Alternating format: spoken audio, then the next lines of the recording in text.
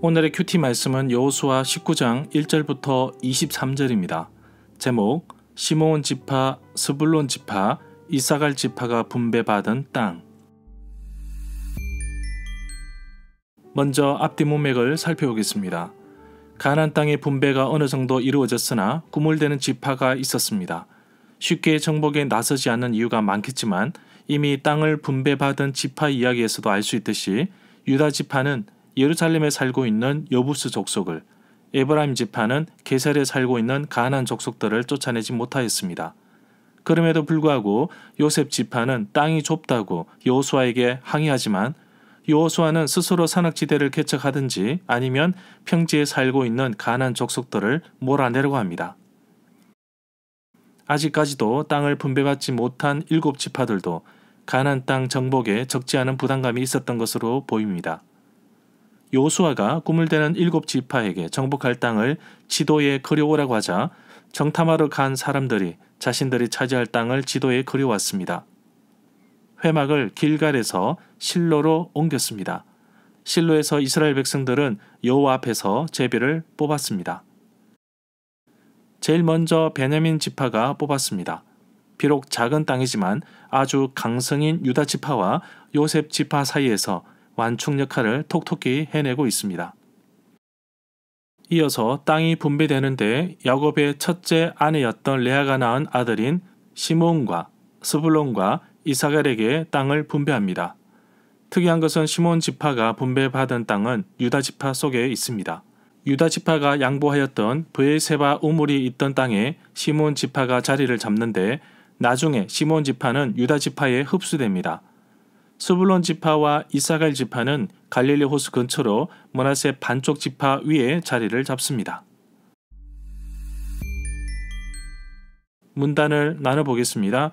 1절부터 9절은 시므온 지파가 분배받은 땅, 10절부터 16절은 스불론 지파가 분배받은 땅, 17절부터 23절은 이사갈 지파가 분배받은 땅.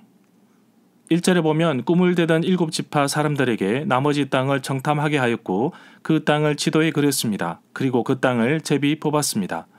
첫 번째는 베냐민 지파였습니다. 두 번째는 시므온 지파인데 유산으로 받은 땅이 유다 지파 안에 있습니다. 나중에 유다 지파에 포함됩니다. 이렇게 유다 지파가 시므온 지파에게 땅을 준 이유를 9절에서 말하고 있습니다. 유다 자손의 분깃이 자기들에게 너무 많았기 때문입니다. 2절에 보면 시므온 지파가 기업으로 받을 땅의 성읍들의 이름이 2절부터 9절까지 나옵니다. 시므온 지파는 인구수가 적었기 때문에 마치 레위 지파처럼 성읍들이 유다 지파에 둘러싸여 있습니다. 첫 번째 인구조사에서는 시므온 지파가 세 번째로 인구가 많았으나 두 번째 인구조사에서는 제일 적었습니다. 민수기 25장에 나오는 바알 보올 사건에 시므온 지파가 깊이 관여한 것으로 보입니다. 하나님의 징계를 받은 시므온 지파는 급격히 인구수가 감소하였습니다. 9절에 보면 시므온 사람들의 땅은 유다 자손들의 땅에서 일부를 떼낸 것입니다.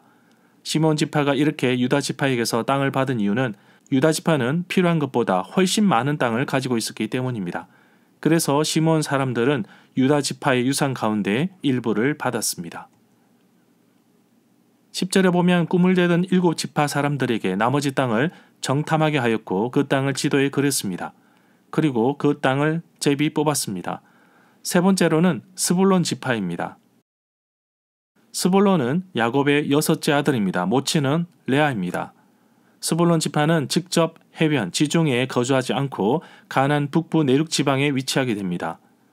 야곱에 이은 창세기 49장 13절대로 스불론 지파는 동쪽으로는 갈릴리 바다가 있고 서쪽으로는 지중해를 배경으로 시돈 항구와 무역함으로써 해변에 살 것이라는 야곱의 예언이 이루어진 것입니다. 17절에 보면 꾸물대던 7지파 사람들에게 나머지 땅을 정탐하게 하였고 그 땅을 지도에 그렸습니다. 그리고 그 땅을 제비 뽑았습니다. 네 번째가 이사갈 지파입니다. 이사갈 지파는 땅을 소개할 때에 이사갈 지파에 속한 성읍들을 소개하면서 표현하고 있습니다. 이사갈에 태어난 순서는 9째입니다. 모친은 레아입니다. 레아가 합한 채로 야곱을 사서 낳은 아들이 이사갈입니다. 레아는 내가 내 시녀를 내 남편에게 주었으므로 하나님이 내게 그 값을 주셨다 하고 하면서 아들의 이름을 이사갈로 지었습니다. 창세기 30장 17절부터 18절에 나옵니다. 절마다 상세한 설명과 구절 해석, 핵심 내용과 중심 줄거리는 네이버 블로그에 올려져 있습니다. 내게 주시는 교훈입니다. 시므온 지파는 자기 아버지의 유언대로 거의 사라질 위기에 처했습니다. 인구수가 다른 지파의 절반에도 못 미칠 정도였고 기업으로 받은 땅도 유다 지파 안에 있었습니다. 그러나 하나님께서는 시므온 지파를 그냥 내버려 두지 않으시고 한 지파로서 살아갈 수 있도록 환경을 만들어 주셨습니다. 12지파가 땅을 분배받고 적지 않은 싸움도 있었지만 유다 지파 안에 있는 시므온 지파는 별다른 어려움 없이 살 수 있었습니다.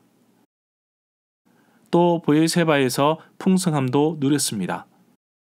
베냐민 지파도 시므온 지파도 힘없는 작은 지파일지라도 하나님께서는 후손들이 머물 땅을 주셔서 번성케 하셨습니다.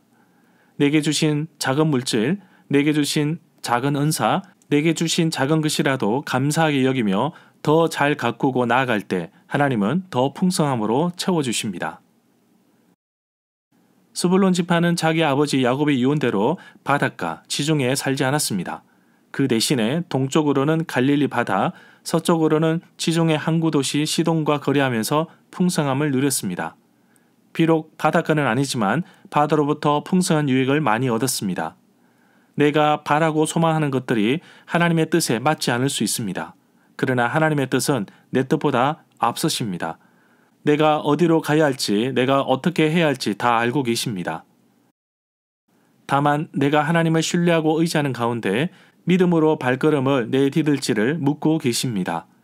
오늘도 내 뜻이 아닌 하나님의 뜻으로 믿음의 발걸음을 내딛기를 원합니다. 내게 주신 축복을 마음껏 누리는 하루가 되기를 간절히 소망합니다.